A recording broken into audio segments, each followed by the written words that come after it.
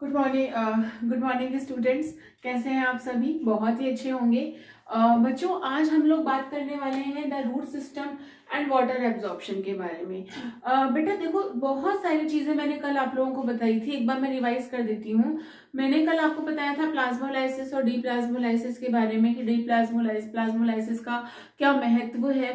फिर मैंने बताया था आप लोगों को कि सॉइल वाटर रिलेशनशिप के बारे में।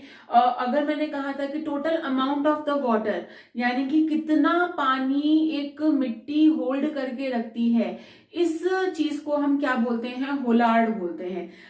कितना पानी जो है वो पौधों के काम आ रहा है, इस चीज को हम बोलते हैं चेसार्ड बोलते हैं।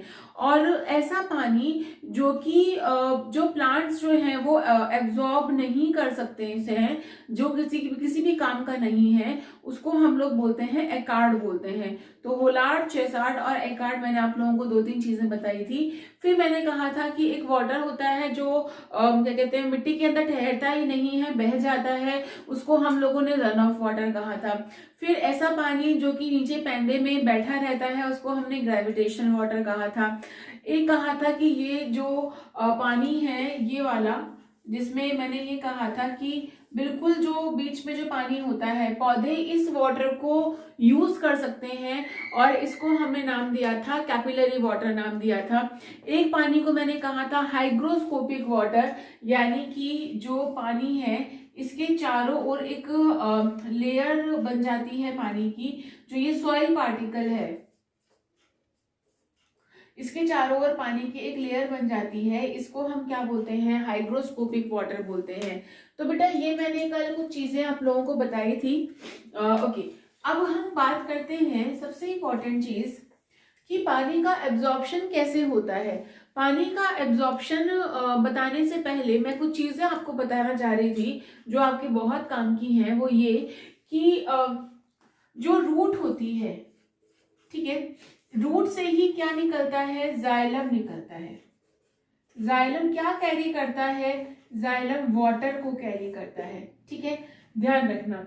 सबसे इंपॉर्टेंट चीज आती है कि रूट जो होता है ये पॉजिटिवली जियोट्रॉपिज्म शो करती है, यानी कि जो मिट्टी है, यानी कि जो जमीन है, वो उसके अंदर की तरफ आगे इन्वैड करती रहती है, अंदर की तरफ वो धंसती रहती है। और ये पॉजिटिव हाइड्रोट्रॉपिज्म भी शो करती है, यानी कि जहां जहां पानी होगा ये वहां वहां पे क्या करेगी? मूवमेंट करेगी। जहां जहां पानी होगा वहां वहां पे ये मूवमेंट करेगी। और इसी चीज को हम लोगों ने नाम दिया था पॉजिटिव हाइड्रोट्रॉपिज्म भी नाम दिया था। तो ये एक मूवमेंट होती है प्लांट्स की, जिनके बारे में हम लोग पढ़ते हैं। अगर हम एक रूट की नॉर्मल स्ट्रक्चर के बारे में अगर हम लोग बात करें, तो हम लोग क्या कहेंगे कि बिल्कुल जो फर्स्ट वाली चीज जो है, बिल्कुल फर्स्ट वाली, द फर्स्ट वन, इसको हम बोलते हैं रूट कैप बोलते हैं। क्या बोलते हैं इसको? Root cap. और रूट कैप का काम क्या होता है? हम धीरे धीरे हर एक चीज के बारे में हम बात कर रहे हैं। रूट कैप का काम जो होता है ओवरऑल, रूट कैप ये क्या करती है बेटा? ये सुरक्षा प्रदान करती है। ठीक है, सुरक्षा क्या प्रदान करती है कि ताकि जो जड़ जो होती है, ठीक है, जब भी ये वाटर की सर्च में या पानी की खोज में जब ये निकल रही है, तो जो रूट कैप जो है ये एक तरह का प्रोटेक्टिव टिश्यू है, एक तरह का सुरक्षात्मक आवरण है। और ये सुरक्षात्मक आवरण जो है रूट की रक्षा करता है। और जब भी रूट आगे किसी भी पत्थर के अंदर या किसी भी मिट्टी के अंदर जा रही है, तो वहां पे ये क्या काम करता है कि उस एरिया को डिग्रेड करके ये आगे बढ़ता जाता है। कभी आप लोगों ने देखा होगा कि जो बड़े बड़े से प्लांट्स होते हैं, बरगद के, या फिर किसको क्या कहते हैं इसको, जो पीपल के जो प्लांट्स हो गए, या जामुन का जो प्लांट हो गया, जो ट्री हो गए सारे, इनकी जड़ें अलग अलग दिशा में अलग अलग जगहों पे ये चली जाती हैं। यानी कि सॉलिड से सॉलिड पत्थर के अंदर भी ये क्या करती हैं? आगे जाके इनको तोड़ देती हैं। तो यहाँ पे कुछ पर्टिकुलरली एंजाइम्स भी प्रेजेंट होते हैं, कुछ एक ऐसे हाइड्रोलाइटिक एंजाइम्स प्रेजेंट होते हैं जो आगे सॉइल को तो क्या करते हैं? आगे इन्वाइट कर देते हैं, उसको खोद देते हैं, उन्हें पेनिट्रेशन कर देते हैं, मूवमेंट चलती है ये आगे। और रूट कैप पीछे पूरी बाकी की पूरी चीज की, यानी कि पूरी बाकी की रूट की क्या करती है? प्रोटेक्शन करती है। इतनी बात समझ में आ गई? चलिए आगे हम बात करते हैं मेरिस्टेमेटिक रीजन के बारे में। मेरिस्टेमेटिक रीजन क्या होता है, जिसको हम एक नाम बोलते हैं विभजोतक कोशिकाएं।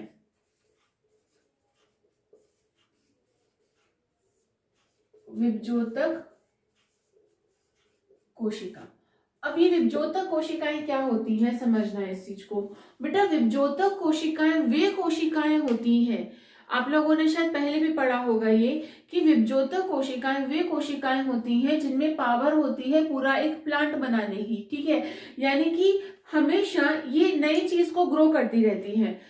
हमेशा ध्यान रखना, ये टिप वाले पार्ट के अंदर होती हैं। कौन से पार्ट में होती हैं, ये टिप वाले पार्ट में, चाहे वो शूट टिप हो, चाहे वो रूट टिप हो, चाहे वो लीफ का टिप हो। लीफ तो ये क्या होता है कि एक एक आकार ग्रहण करने के बाद में खत्म हो जाती है। जैसे कि छोटी सी लीफ होगी, वो बड़ी हो जाएगी तो वो इतना साइज है तो वो इतना ही रहेगा, उससे और बड़ा नहीं होगा, ठीक है। लेकिन कभी अगर आप लोगों ने नोटिस किया हुआ हो कि गुलाब का पौधा है ना, आपने उसकी एक ब्रांच तोड़ ली, अब उसकी ना जब वो बड़ा होगा तो नई नई नई ब्रांचेस आएंगे, एकदम बढ़िया, एकदम बिल्कुल ग्रीन नई सी, ठीक है। जो नया पौधा है, नई लीव्स आती है ना, कभी आप इनको एक बार देखना, एकदम सॉफ्ट सी प्यारी सी जो लीव्स होती हैं, नई नई कोशिकाएं होती है, जैसे कि अभी कल ही बन के आई हैं। तो ये रीजन कौन सा है बेटा, यही रीजन मेरिस्टेमेटिक रीजन है। Meristematic reason is always present for the growth. ये रीजन हमेशा उपस्थित होता है किसके लिए, ये रीजन उपस्थित होता है वृद्धि के लिए, यानी कि ग्रोथ के लिए। मैं हमेशा यहाँ पे एक एग्जाम्पल देती हूँ आपको, एक मिनट, ग्रोथ के लिए। ये मैं हमेशा बच्चों को एग्जांपल देती हूँ। कभी स्वेटर बनाते हुए मम्मियों को देखा है या दादियों को देखा है, ऊपर स्वेटर बुनता रहता है, नीचे जो है वो ऊपर वो लोग बुनते रहते हैं और नीचे जो है वो एक स्वेटर बन जाता है पूरा का पूरा।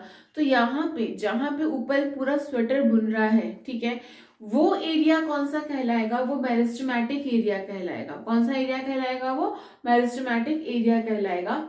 और जो नीचे वाला पार्ट जो है वो प्लांट का बाकी का जो टिश्यू हो जाता है वो रह जाता है। उसमें क्या हो जाता है, वो डिफ्रेंसिएशन हो जाता है कि वो अपने अलग अलग काम करना शुरू कर देते हैं।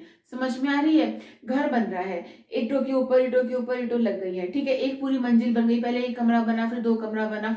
अब उस कमरे को बाद में हम स्पेशलाइज कर देते हैं कि भाई ये ड्राइंग रूम है, ये बेडरूम है, ये किचन है, ये लॉबी है, कर देते हैं ना। ऐसे ही प्लांट जब बनता जा रहा है बनता जा रहा है, एक रूट बना, एक शूट बना, यानी कि एक मूल बनी, एक शूट बना यानी कि तना बना, उसके बाद में बाकी के और पार्ट बने, लीफ बने, फ्लावर बने, फ्रूट बने। सबसे इंपॉर्टेंट चीज क्या होती है कि मेरिस्टेमेटिक सेल्स जो होती हैं, ये वो कोशिकाएं होती हैं जो बहुत ही जल्दी डिवाइड करती हैं और एक नए ऊतक का निर्माण करती हैं और बाद में वो डिफ्रेंशिएट होके एक स्थायी ऊतक में यानी कि परमानेंट ऊतक में वो आगे कन्वर्ट होता जाता है। यही वजह है कि जड़ें जो है वो आगे क्या करती रहती हैं, बढ़ती रहती हैं। क्यों बढ़ती रहती हैं क्योंकि यहाँ पे कौन सा रीजन है, मेरिस्टेमेटिक रीजन होता है। इतनी बात समझ में आ गई सबको, इसमें तो कोई प्रॉब्लम नहीं है। अच्छा एक चीज तुमको मैं और बता दूं कि मेरिस्टेमेटिक रीजन वो रीजन होता है जहां पे कभी भी एवर कभी भी कोई भी वायरस या बैक्टीरिया सरवाइव ही नहीं कर सकता, वहां पे वो ग्रो ही नहीं कर सकता। क्यों नहीं कर सकता, क्योंकि ये वो रीजन है, ये वो जगह है जहां पे वायरस या बैक्टीरिया से पहले उनसे जल्दी कौन डिवाइड कर रहा है, बाकी की कोशिकाएं डिवाइड कर रही हैं। चलो एक चीज बताना, मुझे सोच के बताना, एक पौधा है जहां पे एक वायरस लगा हुआ है, ठीक है, और तुमने उस वायरस को खा लिया। एक जस्ट एक क्वेश्चन है, तुमने उस वायरस को खा लिया तो क्या वो वायरस तुमको भी डिजीज कॉज कर देगा, मतलब तुम भी बीमार हो जाओगे क्या? कमेंट करके बताना, फिर अपन कल बात करेंगे इसके बारे में, ठीक है। कि भाई एक वायरस है, एक वायरस वाला कोई पौधा था जो तुमने खा लिया, मतलब उसका कोई फ्रूट खा लिया या उसकी कोई लीफ खा ली, या मान के चलो सॉरी, तुमने आज एक पालक खाई है और पालक के अंदर वायरस था, प्लांट वायरस था, एनिमल नहीं था, प्लांट वायरस था, तो क्या तुम्हें वो नुकसान करेगा, नुकसान पहुंचाएगा या नहीं पहुंचाएगा? इसका आंसर मुझे कमेंट करके बताना, ठीक है।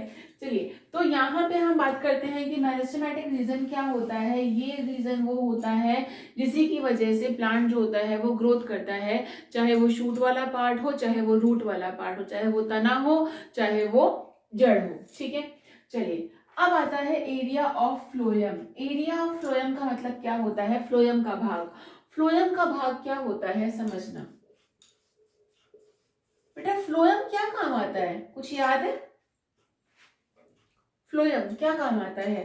फ्लोएम का काम होता है भाई, जब पत्तियां जो हैं ये क्या प्रोवाइड कर रहा है, ये हमें पोषण दे रहा है, हमें खाना दे रहा है,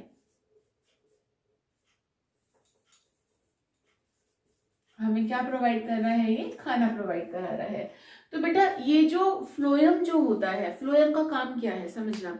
फ्लोएम का काम बहुत छोटा सा है यहाँ पे, क्या कि पौधे जो हैं, जो पत्तियां हैं, वहां पे क्या बनता है, फोटोसिंथेसिस होता है, वहां पे प्रकाश संश्लेषण की क्रिया होती है। प्रकाश संश्लेषण की क्रिया के दौरान पे वहां पे क्या बनता है, भोजन बनता है, ग्लूकोज बनता है। तो ग्लूकोज तो पूरी बॉडी को चाहिए ना भाई, अपने किचन में खाना बन रहा है तो घर के जितने मेंबर हैं वो सारा ही खाना खाएंगे ना। अब ऐसा तो है नहीं कि मम्मी बना रही है तो मम्मी ही खाएगी, पापा नहीं खाएंगे या बच्चे नहीं खाएंगे, सभी को खाना चाहिए ना। तो ऐसे ही यहाँ पे अगर प्लांट के अंदर खाना कौन बना रहा है, पत्तियां बना रही हैं, लीव्स बना रही हैं, तो वो खाना सबको चाहिए और उसको पहुंचाता कौन है, उसको पहुंचाता है फ्लोएम। और ये एरिया किसका है, फ्लोएम का एरिया है, ठीक है। फिर आता है प्रोटोजाइलम, यानी कि जाइलम का स्टार्टिंग पॉइंट, यानी कि जहां से पानी को कौन पहुंचाता है, मैंने बताया ही था आप लोगों को, पानी को पहुंचाने के लिए जो एरिया होता है that is called xylem area कहलाता है, ठीक है। फिर आता है सेल इलांगेशन। अब यहाँ पे कोशिकाएं वृद्धि करती हैं, ठीक है। ये रीजन जो होता है इसको हम सेल इलांगेशन यानी कि कोशिका वृद्धि का एक स्थान बोलते हैं, जहां पे कोशिकाएं क्या कर रही हैं, वृद्धि कर रही हैं। फिर आते हैं रूट हेयर जोन।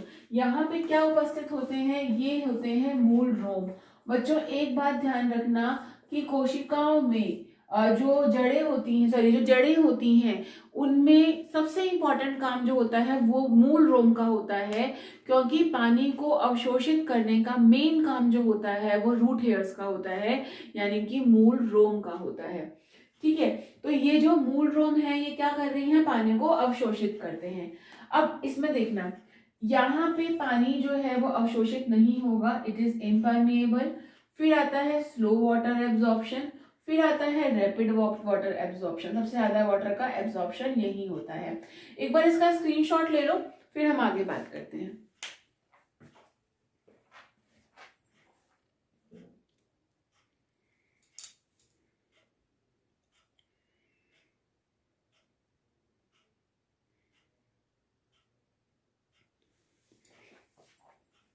हाँ जी, तो आपने स्क्रीनशॉट ले लिया होगा इसका।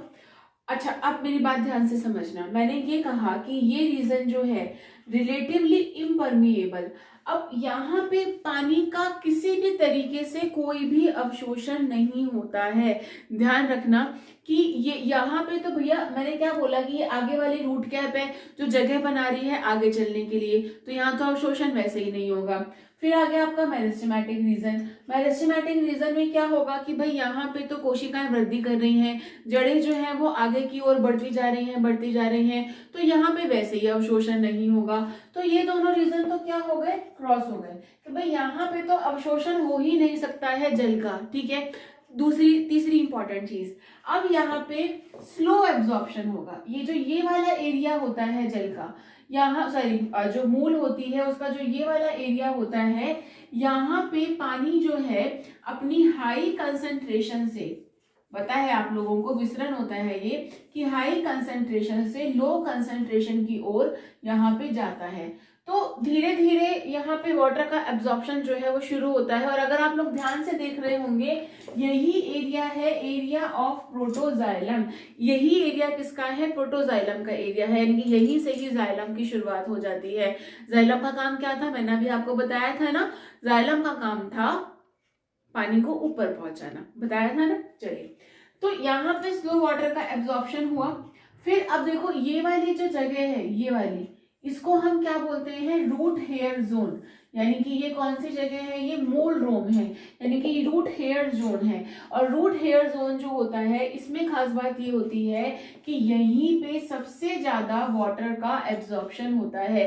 ये जो एरिया होता है जहां पे मूल रोम प्रेजेंट होते हैं, यहाँ पे सबसे ज्यादा पानी का एब्जॉर्प्शन होता है। ठीक है, अच्छा अब एक दिमाग में क्वेश्चन आता है कि मूल रोम हर मूल में नहीं होते।